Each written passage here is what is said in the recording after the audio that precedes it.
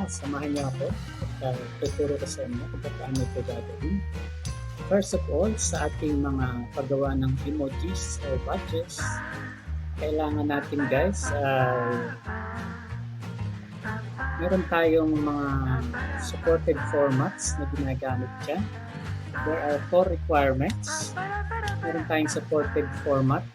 This is either GIF, PNG, or JPEG. And the minimum size is 32 by 32 pixels. And the upload size is must be less than 1 MB. And the aspect ratio is 1:1. At tara, matuturo ko sa inyo kung paano ito ginagawa. Ito ang example ng ating mga emojis. Pakita ko sa inyo guys. Share ko sa inyo ang ating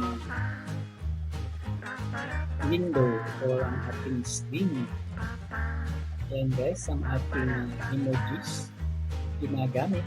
Ito yung membership duration. Ayan ang ating new member. This is the badge. This is the badge for new member. After 1 month, 2 months, 6 months, 12 months, and 24 months or 2 years. So you can upload your own emojis or your own badge or use a generic YouTube badges. So I prefer to use to upload my own badges like this. And there are emojis that we are allowed to upload. It depends upon our number of subscribers. Emojis are fun graphics that members can use in live chat and comments in your videos. Upload ones that help fans express emotion, reaction, or share inside jokes. Your emoji will appear in the emoji picker. Your member can also use emoji in comments and live chat by typing immediately before and after the emoji name. For example, if the emoji name is wow, members can type wow to make it appear. Yan, this is what is our emoji looks like. Supported format is also GIF, PNG, JPEG. Minimum size the same as the badges, 32 by 32 pixels. Upload size is less than 1 MB. Aspect ratio is 1:1. And these are some of the examples of my emoji. Ayan ang ating mga samples ng ating emoji. So far, we have 11 emojis. 10 emoji. 1 more member needed. As you gain more members, you can upload and share even more emojis. Yan. And this is our how to edit this emoji. And we have this T. And then if you take action here, you can replace image or remove the image.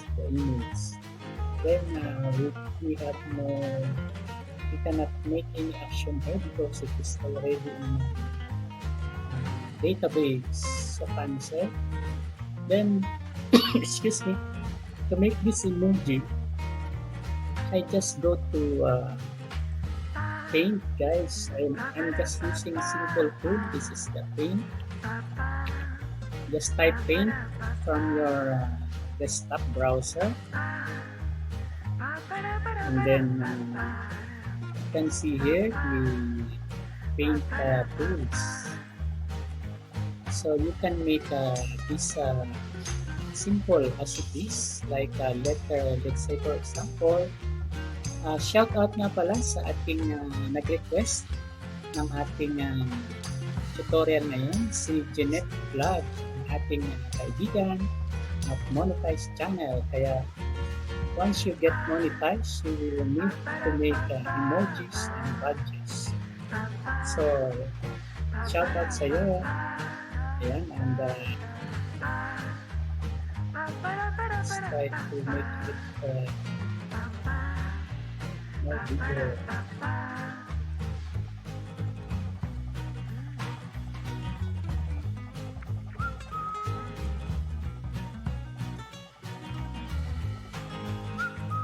And then the G, let's make it 300.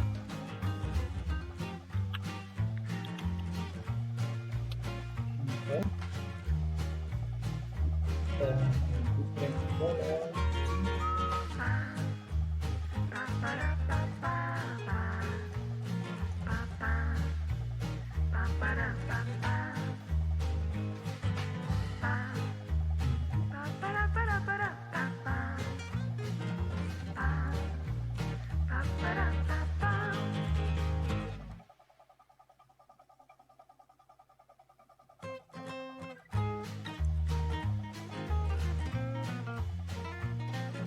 And then make it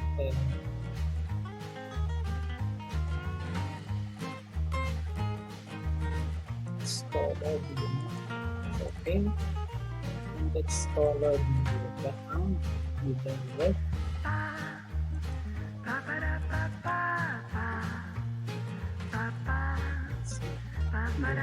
Okay, then this select resize it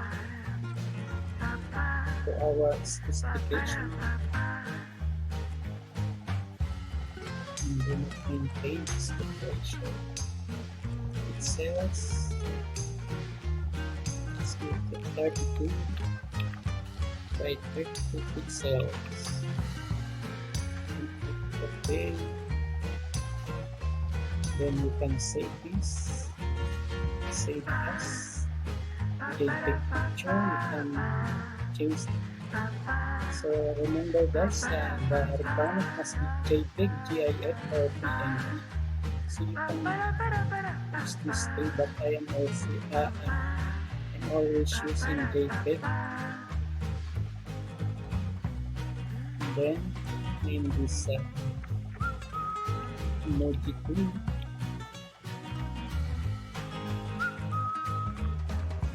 And save sa picture. Then try to upload it here. Replace this one. Replace the image.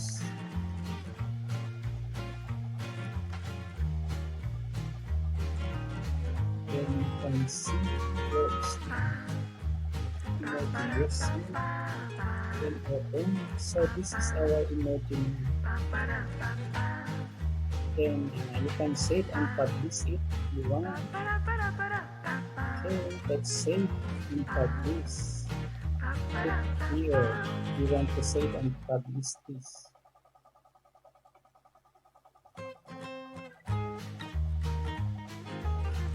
Okay. So you have now your own emoji.